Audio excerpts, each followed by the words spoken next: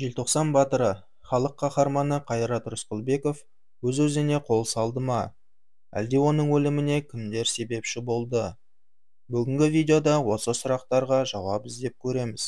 Достар, қазақша арнаны қолдау мақсатында арнаға тіркеліп, видеоға лайк басып, пікір қалдыра отыруыңызды сұраймын. Жыл сайын желтоқсан айының 16-шы жұлдызы жақындаған сәтте қазақ халқында қуаныш пен мұңның бейнесі қатар көрінеді. Қуанышымыз әрине ғасырлар бойы аңсаған тәуелсіздікпен байланысты болса, ал мұнымыз сол тәуелсіздік жолында құрбан болған боздақтарды еске түсірумен байланысты. Тәуелсіздік бабаларымыздың ғасырлар бойы аңсаған арманы. Осы жолда талай батырларымыз қанын төкті, жанын пида етті. Ал оның жалғасы 1986 жылы ызғарлы желтоқсанда қазақ жастарының қазақты қазақ қана билесін деген ұранмен Алматының мұздық алаңында өткен көтеріліспен жалғасын тапты. 1986 жылы қазақты ұзақ жылдар бойы басқарған Дінмұхамед Қонаев басшылықтан алынып, оның орнына Мәскеуден келген Геннадий Колбин отырғызылды. Бұл өзгеріс қазақ жастарының ашу-ызасын тудырып, алаңға бейбіт шеруге шығуға түрткі болды. Бұл жастардың арасында сол жылы Алматыға келіп, оқуға түскен Қайрат Рысқұлбеков те бар еді. Қайрат алаңға келгенде соққы жеп жатқан қазақ қыздар мұздай қаруланған солдаттар мен милициялардың арашаламаққа ұмтылды. Көтеріліс сондай күштердің ықпалымен басылғаннан соң, жастарды оқудан шығару, соттау басталып кетті. Ал Қайраттың мойнына кездейсоқ өлген бір орыстың өлімін іліп, оны түрмеге жапты.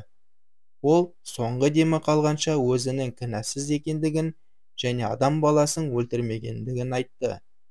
Сот процесінде қасында жүрген жолдастары көтеріліс кезінде Қайраттан көз жазып қалғандарын және қылмысқа сол кезде барған болуы мүмкін деген ой тастап, оны сатып кетті. Қайраттың адам өлтіріп жатқанын көрген жалған куәлар да пайда болып, ол жазаның ең ауыры ату жазасына кесіліп кете барды. Қайрат Рысқұлбеков өлім жазасына кесілгеннен кейін де тіршіліктен күдерін үзбей, жоғарыдағылар ақтар деген сеніммен жазатын қол жеткен жердің бәріне жазады. Оның үміті күткені ақталды. Оған кесілген ату жазасы қатаң режимдегі 20 жыл түрмеге ауыстырылды. Осындай шешімге Қайрат қуанған болар.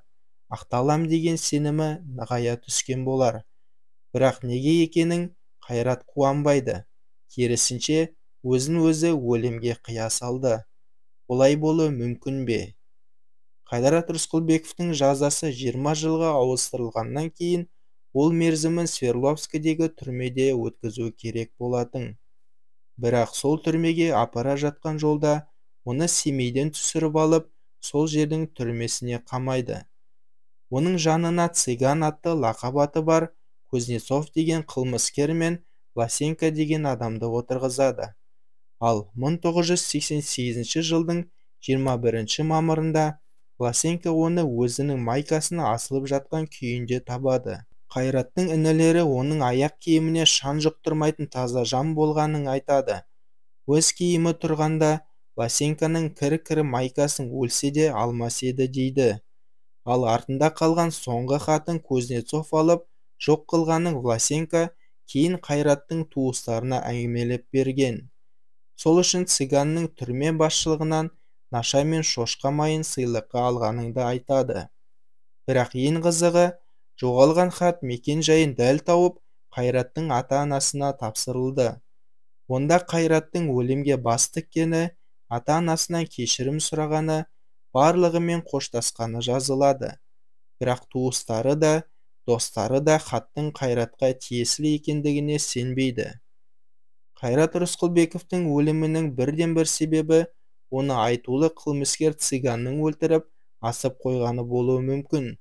Ең сорақысы, баласының өлімін естіген әке-шешесі балаларының сүйегін алып кетуге баратын кезде Жамбылдағы шолақ белсенділер оларды қорқытып жібермеген.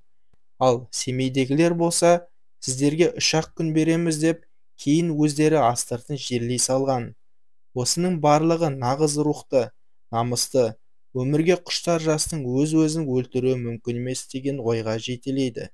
Міне, тәуелсіздік жолында құрбан болған халық қаһарманы Қайрат Рысқұлбековтың өлімі жұмбаққа толы.